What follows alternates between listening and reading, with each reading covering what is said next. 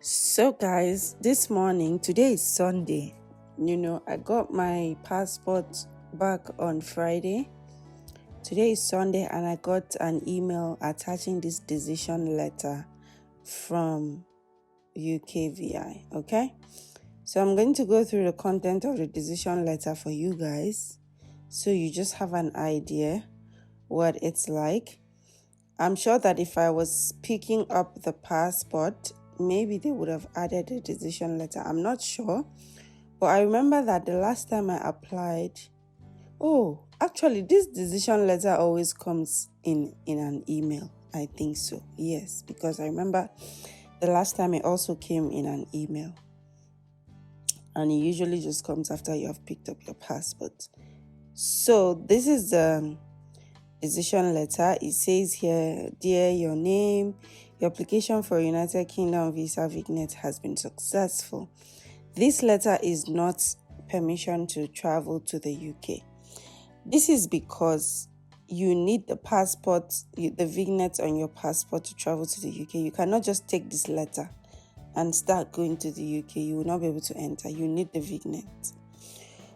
What this means for you, before you can travel to the UK, you will need to collect your visa from the visa application center, or if you have purchased a courier return service, wait until you have received your visa. Please do not attempt to travel to the UK until you have your visa. Exactly. So you have to travel with your passport that has the visa Vignet on it. You can't travel because you just got a decision letter. We will contact you when your visa is ready to collect from the visa application center, obviously. This letter carries with it the duration of your permit, from what time to what time it is valid for. Your passport travel document contains a short-term entry clearance visa, which allows you to travel to the UK. This visa is valid for 90 days. If you do not travel to the UK before your 90-day visa expires, you will need to apply and pay to transfer your visa. So when you get the visa Vignet on your passport, they will give you 90 days to enter the UK. You will see the date of entry and the validity of that Vignet. So the date of entry on my Vignet, in the visa application, they'll ask you, when do you intend to travel to the UK? The date I put as my intended day of travel is the day they put on the Vignet as date of entry. So I cannot travel to the UK before that date.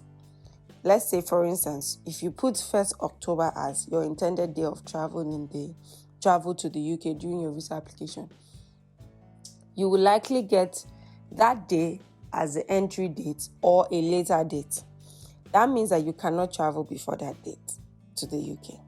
And then you would have 90 days from that day to enter the UK so that you can collect your BRP. If you do not enter the UK, you would have to reapply to transfer your visa, as they have stated here. And this is data protection and all. Now, next up, your biometric residence permit. You will have to collect your biometric residence permit when you arrive in the UK. Your BRP is evidence of your permission to enter and stay in the UK. You must collect your BRP before your Vignet expires or within 10 days of arriving in the UK. So because you have 90 days to enter the UK, there is a date of entry and there's the expiry date. So they are saying that once you enter the UK, you must collect it within 10 days of your entry or before your Vignet expires, okay? Because BRP is your proof. Now they have included where you should collect your BRP here below. They have included it. I just choose not to show that place, but they have included it here. And where you collect your BRP is where you provided on your form. Now, for my employer, when they were sending my certificate of sponsorship, they had indicated that they have the immigration office within the campus that I can put. They gave me a code. Once I entered that code on the visa application center, the collection address came out. So I used that. So that's the same address that they have put in this letter for me to go and collect my BRP. Your BRP card will be available for collection 2 weeks from the date of issue of your visa. I remember back when I did student visa, when I entered the UK, it didn't take me even 10 days to go and collect my BRP. It was literally ready immediately. So I think I entered on Sunday and I was able to collect my BRP that week. So it doesn't even have to wait for 10 days. But the good thing about putting an address near you is you can always go check up. If it's not ready, you go back later. That's why the address you should collect your BRP shouldn't be far away from where you're staying. So for you to collect your BRP, you must go with your passport, okay, containing the vignet. You must also bring with you, okay, so you must go with your passport to collect the vignet, to collect the BRP, because that's the evidence. Collecting your BRP at a post office. If you are under 18 years and will be collecting your BRP at a post office, it is very important to read all of this. Okay, you must be accompanied with an adult if you are a child to go collect your BRP. It will take at least a week to process a request to approve someone as a responsible adult. So apply as soon as possible. So if you're a minor or a child and you want an adult to collect your BRP, or you're going with an adult, then you would have to apply for that.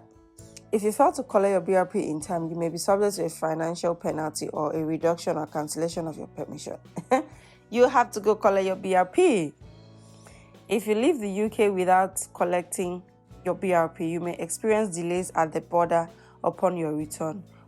So remember that you have to enter the UK within 90 days of your vignet, right? Now, let's imagine you enter the UK and you have not collected your BRP for any reason. You should not travel out of the UK. This is because when you come back, when you enter the UK for the first time with that vignet, they are going to stamp your date of entry on that vignet. So, when they stamp your date of entry, that vignet is an entry permit. It is not the visa itself. The visa is the BRP. So, if you now enter the UK and you do not go and collect your BRP, which shows your permission to remain in the UK, and you now travel out, I'm sorry for you. Because you will have to explain to the immigration officer, first of all, why you did not collect your BRP. Secondly, why you left. Because they advise you here that you should not travel out without collecting your BRP. A word is enough for the wise. Now, they are saying that if you are currently in the UK and your BRP is to, because I think all BRP is to expire on the 21st of December 2024. I'm sure that there is going to be maybe a change of policy. Maybe they want to outphase the BRP and maybe just give people share code without the BRP. So yeah, all BRPs now expire on or before 31st December 2024. You do not need to tell us if your BRP expires on 31st December expires on, and your permission to enter or stay in the UK has been granted for a longer period. UKVI will update their information on their website, okay? So, as long as you have a valid permission to remain in the UK, it doesn't matter when your BRP expires. That's because, I already explained, I think they are trying to phase out all BRPs. And even if you have 5 years permission to remain in the UK, the BRP they will give you now is still going to expire on December 2024. So they said if you have that issue, it's not a problem. UKVI will update it on the website. So employers, landlords, and organizations may need to check your immigration status. For example, they check whether you are allowed to work, rent somewhere to live, or access public services. You must use our online services to prove your right to work in the UK. You will need to select the option to share your information and will then be given a share code to give to them. Oh, they'll give you a share code. Yeah, I remember while I was a student and I wanted to get a part-time job, I needed to go to the UKVI website to get a share code. Okay, this is what, if there is an error in your BRP, you should let us know, inform the UKVI within 14 days from the date of receiving your BRP. So when you collect your BRP, go through it and ensure that everything is correct. If you already hold a BRP from a previous grant of permission or you were issued with a replacement, you must now return the invalid BRP to the Home Office. If you do not return the invalid... So if you're currently in the UK and you held a previous BRP that has expired and you now hold a new one, you have to return the old BRP to UKVI office. Otherwise, you may have to pay a penalty of up to £1,000 if you fail to return an invalid BRP. If your information or circumstances change, you may need to tell us, okay? You should not book travel outside the UK until you receive your BRP. I've already explained this. Doing so may mean that you fail to receive your BRP, and that puts you at risk of being unable to prove that you have permission to stay in the UK. When your permission to stay ends, if you want to stay in the UK after your current permission ends, you must make a new application for permission to stay before your current permission ends. We recommend you apply no more than 28 days before your current permission ends. So for instance, let's say you have permission to stay in the UK for 1 year, and that permission expires 1st October of the following year. So they are saying that if you are still in the UK and you want to extend your permission to stay in the UK, within 28 days of the expiration of that, your permission to end, you have to reapply for a new permission. That is self-explanatory. You know, the most interesting part of this, I didn't know this, okay, is because I already had an NIN when I was a student in the UK. I already had a national insurance number, because when I was filling my visa application, they asked for my national insurance number and I provided it. My employer also asked for my national insurance number and I provided it. Now, I'm just discovering here that if you have been granted permission to enter the UK as a skilled worker, international sports person, or minister of religion, your national insurance number will appear in the remarks on the reverse of your BRP. So there is no need for you or your employer to make a separate application to the Department for Works and Pension to obtain one. So apparently, let's imagine I did not have an NIN before. You know that as if you're a student in the UK, when you arrive in the UK, you have to apply for your NIN. However, they are saying that if you apply for a skilled worker visa, they're automatically going to assign an NIN for you at the back of your BRP. Isn't that amazing? So that means as you collect your BRP, you already have an NIN and you don't have to make a separate application. So that's good. It's different for students. That is better. Routes to settlement in the UK. Okay? When you have been granted 33 months entry clearance, then the endorsement on your vignet will tell you the basis on which you have been granted permission under the rule. So there's a standard endorsement which says where the endorsement on your vignet includes the phrase standard, it means that you are currently on a 5-year route to settlement. If you continue to meet the requirements and make the appropriate application for further permission to stay, you are likely to be eligible to apply for settlement. So they're saying that if the endorsement on your visa says standard, then you are on a 5-year route to settlement. So after 5 years, as long as you continue to meet your visa requirements, after 5 years, you may be able to apply to settle in the UK. However, if it is non-standard endorsement, that's where the endorsement on your vignet includes the phrase non-standard 1, non-standard 2, then it means that you are currently on a 10-year route to settlement. Oh my God, 10 years is a long time.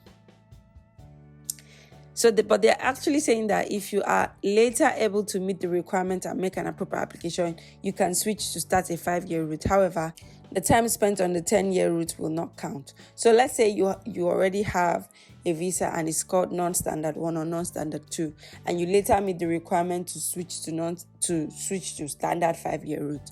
The time you spent on the non-standard visa will not count. So you have to start afresh. Okay. Yeah, that's it, guys. That's the information on the decision letter, which is very self-explanatory. I've also tried to explain further. This should be the end of this visa application process, okay? Because I've taken you guys from the beginning up until the end. Let me know if you learned something. Let me know if you appreciate content like this. Subscribe to the channel if you're yet to do so. Watch other visa application videos that I have shared, and also share this video to everyone that you know it will help. I'll catch you guys in my next video. Bye bye.